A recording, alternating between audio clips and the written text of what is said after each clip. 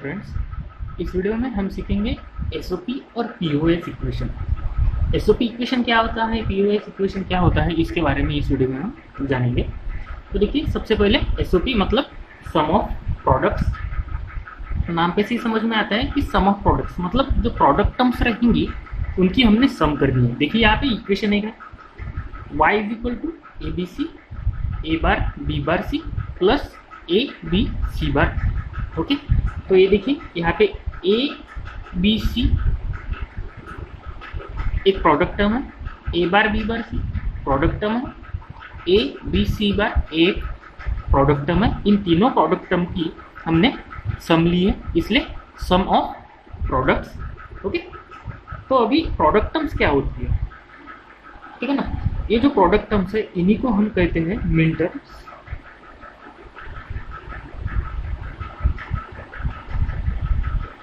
ठीक है ना।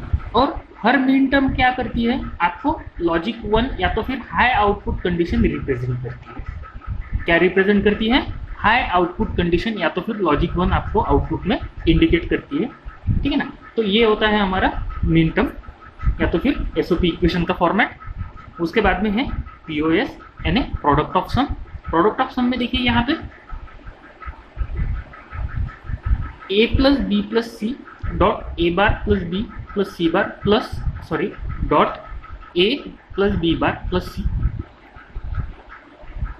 एक सम टर्म है, यहाँ पे एक सम टर्म है, यहाँ पे एक सम टर्म है। मतलब हमने वेरिएबल्स की सम ली है और जो भी सम मिलेगी हमें, हम उनका क्या ले रहे हैं, डॉट प्रोडक्ट ले रहे हैं। So this is product of sum. देखिए यहाँ पे हर सम टर्म को हम कहते हैं मैक्स टर्म। ठीक है ना। हर मैक्स टर्म क्या रिप्रेजेंट करती है? Low output.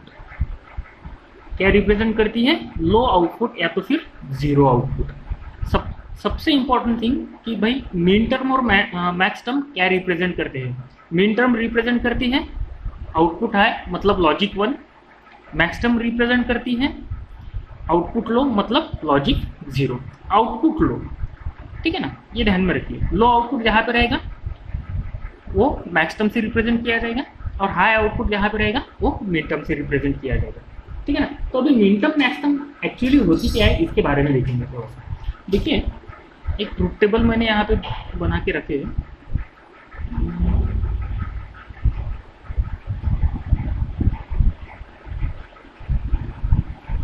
ठीक है ना। देखिए, ये सबसे पहला हमारा 2 वेरिएबल ट्रुथ टेबल है। ए और बी दो इनपुट टर्म लिए हमने। ठीक है ना। तो ए और बी की वैल्यू अगर 0 0 है तो मिन टर्म आएगी A bar B bar. At the same time max term आएगी ए प्लस बी। इस तरह से चारों इनपुट कंडीशंस की मिन टर्म और मैक्स टर्म है यहाँ पे। अब यहाँ पे आते हैं 3 वेरिएबल में।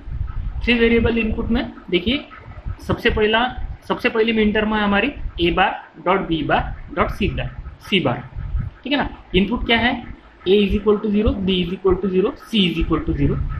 ठीक है ना। मैक्स टर्म हम कैलकुलेट करेंगे। तो देखिए, मैंने बताया था आप लोगों को कि भाई मिन टर्म क्या करता है। Min term logic high indicate करता है। ठीक है ना। Min term logic high indicate करता है। लॉजिक हाई या तो फिर लॉजिक 1, ये हम मिन टर्म की मदद से इंडिकेट करते हैं। ओके। लॉजिक 0 हम मैक्स टर्म की मदद से इंडिकेट करते हैं, मतलब आउटपुट में। ठीक है ना। तो एक बात यहाँ पे ध्यान में रखिए। ठीक है। तो अभी इनपुट में देखिए यहाँ पे A is equal to 0, B is equal to 0, C is equal to 0। तो इसकी मैक्स टर्म क्या रहेगी? A plus B plus C. Okay. तो मैक्स टर्म जो कि 0 को रिप्रेजेंट करता है, इसलिए उसका आउटपुट इक्वेशन क्या रहेगा? आउटपुट इक्वेशन या तो फिर मैक्स टर्म क्या रहेगी? A plus B plus C. Okay. यहाँ पे देखिए, यहाँ पे मिन टर्म क्या रहेगी? थर्ड रो में A is equal to 0, B is equal to 1, C is equal to 0। ठीक है ना। तो इसकी मिन टर्म क्या रहेगी यहाँ पे? अभी ए इज इक्वल टू 0 है इसलिए A bar, B is equal to 1 है इसलिए dot B, C is equal to 0 है इसलिए सी बार। ओके। अभी मैक्स टर्म देखेंगे। सिमिलर इनपुट के लिए मैक्स टर्म क्या रहेगी? ए इज इक्वल टू 0 है इसलिए A plus B is equal to 1 है। बी इज इक्वल टू 1 है तो रहेगा यहाँ पे B bar. C is equal to 0 है तो यहाँ पे रहेगा C। ओके, यहाँ पे देखते हैं 0 1 1 के लिए a इज इक्वल टू 0 है तो a bar dot b is equal to 1 है तो b, c is equal to 1 है तो c। ठीक है ना। अब यहाँ पे देखते हैं a is equal to 1, b is equal to 0, c is equal to 0। तो यहाँ पे मैक्सटर्म निकालनी है। मैक्सटर्म क्या रहेगी यहाँ पे, a इज इक्वल टू 1 है तो रहेगा a bar, b is equal to 0 है तो plus b, c is equal to 0 है तो प्लस c। ठीक है, यहाँ पे 1 1 0 पे देखते हैं a इज इक्वल टू 1 है, a इज इक्वल टू 1 है तो मिन टर्म क्या रहेगी, a dot b is equal to 1 है तो b, अभी c इज इक्वल टू 0 है तो डॉट c बार।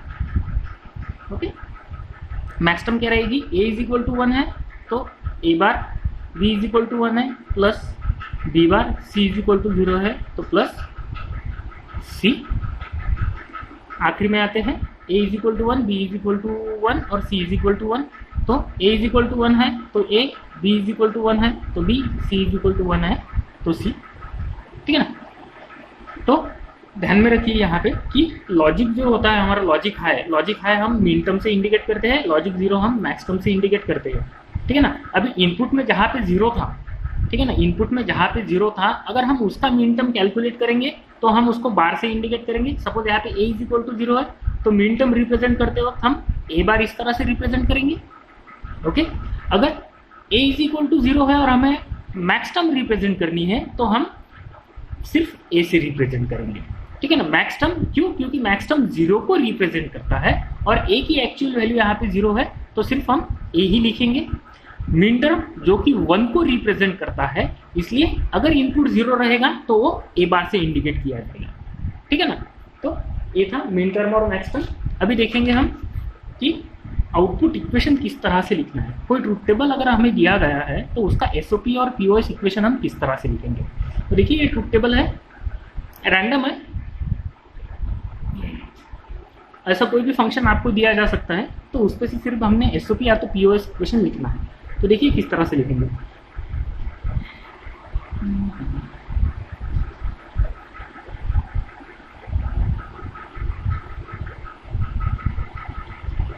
देखिए अपने 3 input A B C, output है y।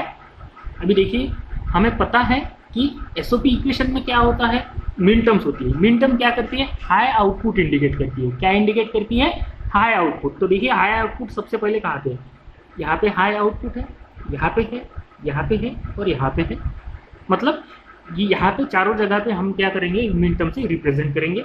तो देखिए यहाँ पे आउटपुट 1 यहाँ पे है, इसका इनपुट क्या है, a is equal to 0, b is equal to 0 और c इज इक्वल टू 1। तो इसकी मिन टर्म क्या रहेगी, सबसे पहले a इज इक्वल टू 0 है तो a बार, मिन टर्म की बात कर रहा हूँ, ठीक है ना, dot b is equal to 0 है तो b बार और c इज इक्वल टू 1 है तो डॉट c। ओके, यहाँ पे आते हैं, यहाँ पे आउटपुट आया है, यहाँ पे इनपुट क्या है, a इज इक्वल टू 1 है तो a, b is equal to 0 है तो dot b bar, c is equal to 0 है डॉट c बार। ओके, उसके बाद में यहाँ पे देखते हैं, यहाँ पे आउटपुट 1 है, इनपुट क्या है 1 0 1, मतलब a इज इक्वल टू 1 है तो a, b is equal to 0 है तो b bar, c is equal to 1 है तो डॉट c। यहाँ पे आउटपुट 1 है, फिर से a is equal to 1, b is equal to 1, मतलब a dot b dot c is equal to 0 है तो c बार। ओके, तो ये मिल गए हमें मिन टर्म्स। इसके बाद में मैक्स टर्म्स के लिए देखेंगे। मैक्स टर्म क्या करती है, आउटपुट में लो कहाँ पे है उसको रिप्रेजेंट करेंगे, ठीक है ना, मतलब जीरोस को रिप्रेजेंट करना है। तो देखिए 0 यहाँ पे है, यहाँ पे है, यहाँ पे है और यहाँ पे है, ठीक है ना। तो 0 हमें मैक्स टर्म रिप्रेजेंट करनी है इन आउटपुट्स के लिए सीधा। तो इस आउटपुट के लिए मैक्स टर्म क्या रहेगी, इनपुट क्या है 0 0 0, ठीक है ना।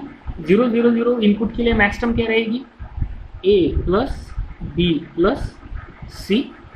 ओके, क्योंकि तीनों इनपुट 0 है।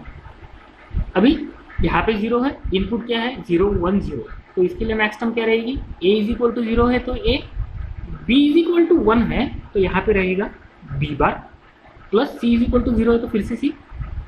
ओके, अब यहाँ पे फिर से 0 है, a इज इक्वल टू 0 है तो a, plus b is equal to 1 है तो b bar, c is equal to 1 है तो फिर से c बार। ओके, यहाँ पे फिर से 0 आ गया।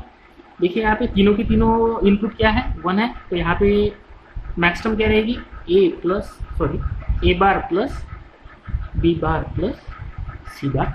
तो ये मिल गए हमें मिन टर्म्स और मैक्स टर्म्स। अभी लिखेंगे हम एसओपी इक्वेशन।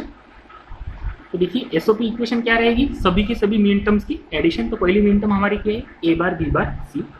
तो हमारा एसओपी इक्वेशन क्या रहेगा, y is equal to a bar b bar c plus a dot b bar c bar, a dot b bar c bar plus a b bar c, a b bar c plus a b c bar, a b c bar.